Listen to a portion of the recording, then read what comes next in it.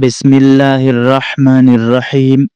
ہمارے پیارے حضور صلی اللہ علیہ وآلہ وسلم مدینہ منورہ میں اپنے گھر حضرت عائشہ صدیقہ رضی اللہ عنہا کے حجرے میں تشریف فرماتے۔ غزوہ احد کا دن گزر چکا تھا۔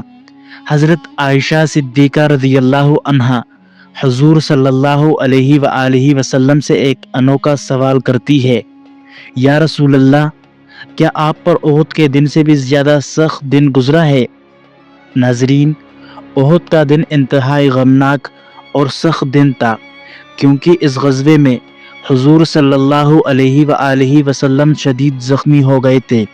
آپ کا دانت مبارک شہید ہو گیا تھا، اور اس جنگ میں آپ کے چچا حضرت حمزہ رضی اللہ عنہ بھی شہید ہو گئے تھے۔ نہ صرف شہید بلکہ ان کے جسم کے اعضاء کاٹے گئے، ان کے ناک کان کاٹ دیے گئے، ان کا کلیجہ نکال کر چبایا گیا۔ یہ انتہائی سخت دن تھا، لیکن رسول کریم صلی اللہ علیہ وآلہ وسلم حضرت عائشہ صدیقہ کو جواب دیتے ہیں، ہاں، مجھ پر احد سے بھی زیادہ سخت دن گزرا ہے، اور یہ وہ دن تھا کہ آسمان سے پہاڑوں کے فرشتے آئے اور عرض کرنے لگے، اے اللہ کے رسول، آپ صرف حکم کرے، ہم یہ پہاڑ اٹھا کر ان لوگوں پر گرا دے اور ان کو چکنا چور کر دے۔ تو ناظرین، کیا آپ جانتے ہیں کہ کافروں نے حضور صلی اللہ علیہ وآلہ وسلم پر ایسا کون سا ظلم کیا تھا جس پر اللہ تعالیٰ اتنا خفا ہو گئے کہ عذاب کے فرشتے نازل ہو گئے؟ تو آج ہم مکمل واقعہ آپ لوگوں کے ساتھ شیئر کریں گے۔ محترم ناظرین، نبوت کا 10واں سال تھا، جسے عام الحزن یعنی غم کا سال کہا جاتا ہے۔ یہ وہی سال تھا جس میں ہمارے پیارے نبی صلی اللہ علیہ وسلم کے مشفق چچا ابو طالب اور آپ سے بے انتہا پیار کرنے والی آپ کی محبوب بیوی حضرت خدیجہ رضی اللہ عنہا کا انتقال ہوا تھا۔ ان دونوں عظیم شخصیات کی وفات، جو آپ صلی اللہ علیہ وآلہ وسلم کو حوصلہ دینے والے اور قریب شخصیات تھے، اسی کے ساتھ ساتھ کفار مکہ کے ظلم و ستم کا سلسلہ مزید سخت ہو گیا تھا۔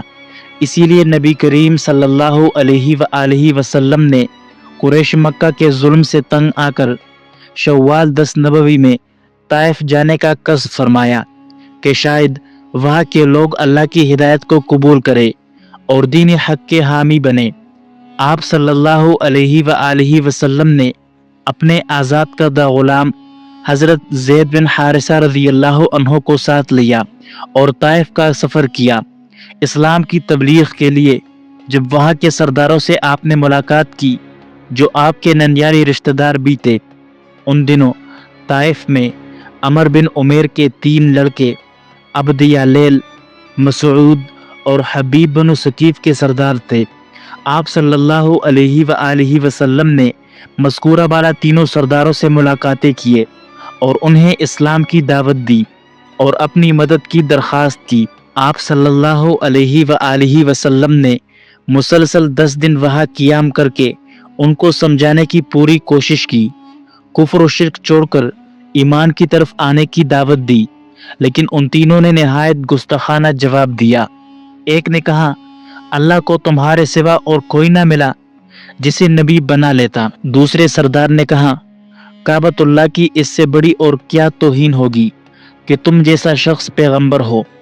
تیسرا سردار بولا، میں تم سے ہرگز بات نہ کروں گا، اگر تم سچے ہو تو تم سے گفتگو خلاف ادب ہے، اور اگر جھوٹے ہو تو گفتگو کے قابل ہی نہیں۔ مذکورہ سرداروں نے نہ صرف ہدایت کو قبول نہیں کیا، بلکہ آپ صلی اللہ علیہ وآلہ وسلم کو اس بستی سے نکال دیا۔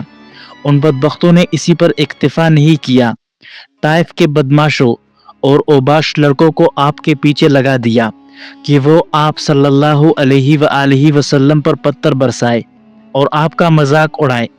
چنانچہ انہوں نے راستے سے گزرتے وقت آپ صلی اللہ علیہ وسلم پر پتھر مارنا شروع کر دیے۔ ظالموں نے آپ پر اس قدر پتھر برسائے کہ آپ صلی اللہ علیہ وآلہ وسلم زخمی ہو گئے۔ جب آپ زخم کی شدت سے بیٹھ جاتے تو یہ بد نصیب آپ کے بازو پکڑ کر دوبارہ پتھر برسانے کے لیے کڑا کر دیتے اور کہکہے لگاتے۔ حضور نبی اکرم صلی اللہ علیہ وآلہ وسلم کا جسم مبارک لہو لہان ہو گیا اور آپ کی جوتیاں خون سے بھر گئی۔ جب آپ زخموں سے چور ہو کر بیٹھتے تو وہ لوگ بازو کھینچ کر دوبارہ کڑا کر دیتے، اور جب آپ چلنے لگتے تو پتھر برساتے، ساتھ ساتھ گالیاں دیتے اور تالیاں بجاتے۔ پتھروں کے لگنے سے آپ کو شدید چوٹیں آئی۔ حضرت زید بن حارثہ رضی اللہ عنہ جو اس سفر میں آپ کے ہمراہ تھے، آپ کو بچانے کی کوشش کرتے رہے اور ہر ممکن کوشش کرتے کہ جو بھی پتھر آئے وہ بجائے آپ کے ان کے جسم پر آ گرے۔ اسی کوشش میں حضرت زید بن حارثہ رضی اللہ عنہ کا پورا سر زخمی ہو گیا۔ آپ صلی اللہ علیہ وآلہ وسلم کے پاؤں اس قدر زخمی ہو گئے کہ ان سے خون بہنے لگا۔ شدید زخمی حالت میں آپ طائف سے باہر نکلے اور بنی ربیعہ کے باغ جو عقبہ بن ربیعہ اور شیبہ بن ربیعہ کا تھا ان میں ایک درخت کے نیچے پناہ لی۔ آپ صلی اللہ علیہ وآلہ وسلم بہت رنجیدہ، زخمی اور دل شکستہ تھے۔ وہی آپ نے ایک بہت ہی درد بری دعا مانگی جو دعائے طائف یا دعائے مستضعفین کے نام سے مشہور ہے۔ اس دعا کا ایک ایک فقرہ تواضع اور عاجزی کے سانچے میں ڈلا ہوا ہے۔ اس سے اندازہ ہوتا ہے کہ طائف کے لوگوں نے آپ سے جو بدسلوکی کی اور بدتمیزی کی، اس کی وجہ سے آپ کس قدر مغموم اور رنجیدہ تھے۔ آپ صلی اللہ علیہ وآلہ وسلم نے فرمایا، اے اللہ، میں تجھ ہی سے اپنی کمزوری اور بے بسی اور لوگوں کے نزدیک اپنی بے قدری کا شکوہ کرتا ہوں۔ اے اللہ، تو کمزوروں کا سہارا ہے اور تو ہی میرا رب ہے۔ تو مجھے کس کے حوالے کر رہا ہے؟ کیا کسی بیگانہ کے جو میرے ساتھ سختی سے پیش آئے، یا کسی دشمن کے جس کو تو نے میرے معاملہ کا مالک بنا دیا ہے؟ اگر مجھ پر تیرا غضب نہیں ہے تو مجھے کوئی پرواہ نہیں، لیکن تیری عافیت میرے لیے زیادہ کشادہ ہے۔ میں تیرے چہرے کے اس نور کی پناہ چاہتا ہوں جس سے تاریکی روشن ہو گئی اور جس پر دنیا اور آخرت کے معاملات درست ہوئے، کہ تو مجھ پر ناراض نہ ہو یا تیرا عتاب مجھ پر وارد ہو۔ میں صرف تیری رضا چاہتا ہوں جب تک تو راضی نہ ہو جائے، اور تیرے سوا کوئی طاقت و قوت ہی نہیں۔ اسی اثنا میں اللہ تعالیٰ نے حضرت جبریل علیہ السلام کو نازل فرمایا۔ جبریل علیہ السلام ایک بادل میں تشریف لائے اور عرض کیا، اے محمد صلی اللہ علیہ وسلم، اللہ تعالیٰ نے آپ کی قوم کی بات سن لی ہے اور آپ کے ساتھ ان کا سلوک بھی دیکھ لیا ہے۔ اللہ تعالیٰ نے آپ کے پاس پہاڑوں کے فرشتے کو بھی بھیجا ہے۔ آپ جو چاہیں اس کو حکم دے سکتے ہیں۔ پھر پہاڑوں کے فرشتے نے نبی کریم صلی اللہ علیہ وسلم کو سلام عرض کیا اور کہا، اے محمد صلی اللہ علیہ وسلم، اگر آپ چاہیں تو میں ان دونوں پہاڑوں کو جو مکہ کے دونوں طرف ہے اٹھا کر طائف کے ان ظالموں پر گرا دوں تاکہ ان کا نام و نشان مٹ جائے۔ یہاں نبی رحمت صلی اللہ علیہ وسلم کا جواب وہ تھا جو رہتی دنیا تک رحمت للعالمین ہونے کا ثبوت دیتا ہے۔ آپ صلی اللہ علیہ وآلہ وسلم نے فرمایا، نہیں، میں یہ نہیں چاہتا، بلکہ میں اللہ سے یہ امید رکھتا ہوں کہ ان کے آنے والی نسلوں میں ایسے لوگ ہوں گے جو صرف اللہ کی عبادت کریں گے اور اس کے ساتھ کسی کو شریک نہ ٹھہرائے۔ اسی باغ میں عقبہ اور شیبہ بیٹے آپ کی مظلومیت اور بے بسی کو اپنی آنکھوں سے دیکھ رہے تھے۔ ان کے دل نرم پڑ گئے، قرا بدداری کا جذبہ اور انسانی غیرت جاگ اٹھی۔ انہوں نے انگوروں کا ایک طبق تیار کیا اور اپنے غلام عداس کو بلایا اور کہا، یہ انگور اس شخص کے پاس لے جاؤ اور ان سے کہو کہ اس میں سے کچھ ضرور کھائے۔ عداس وہ انگوروں کا طبق لے کر آیا اور آپ صلی اللہ علیہ وسلم کے سامنے رکھ دیا۔ رسول اللہ صلی اللہ علیہ وآلہ وسلم نے بسم اللہ پڑھ کر کھانا شروع کیا۔ عداس حیرت سے بولا، اللہ کی قسم، اس شہر کے لوگ تو بسم اللہ نہیں کہتے۔ تو آپ صلی اللہ علیہ وآلہ وسلم نے فرمایا، تم کس شہر سے ہو اور تمہارا دین کیا ہے؟ عداس نے جواب دیا، میں نینوا کا رہنے والا نصرانی ہوں۔ آپ صلی اللہ علیہ وآلہ وسلم نے فرمایا، وہی نینوا جہاں اللہ کے نبی یونس بن متیٰ علیہ السلام رہتے تھے۔ عداس حیرت زدہ ہو کر بولا، آپ کو یونس علیہ السلام کے بارے میں کیسے علم ہے؟ آپ صلی اللہ علیہ وسلم نے فرمایا، وہ میرے بھائی نبی تھے اور میں بھی نبی ہوں۔ یہ سنتے ہی عداس رونے لگا۔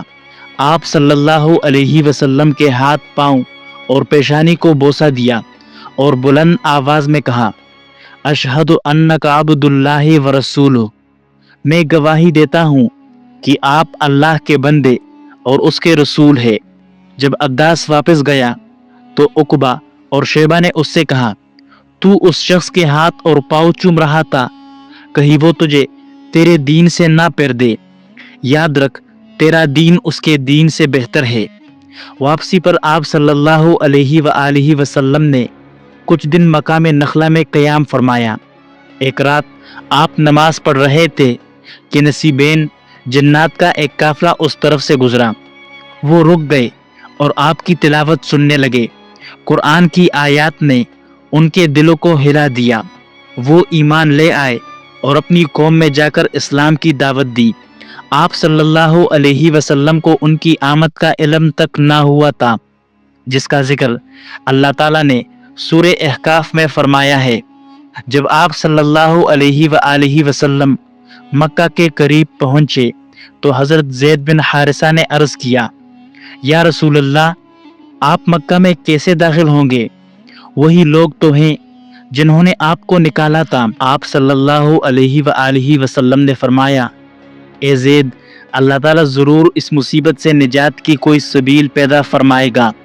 وہی اپنے دین کا محافظ اور مددگار ہے اور وہ اپنے نبی کو ضرور غالب کرے گا۔ پھر آپ صلی اللہ علیہ وآلہ وسلم غار حرا کے قریب پہنچے اور اخرس بن شریک کے پاس پیغام بھیجا کہ کیا وہ آپ کو مکہ میں پناہ دے سکتے ہیں؟ اخرس نے معذرت کرتے ہوئے کہا، میں قریش کا حلیف ہوں، اس لیے پناہ نہیں دے سکتا۔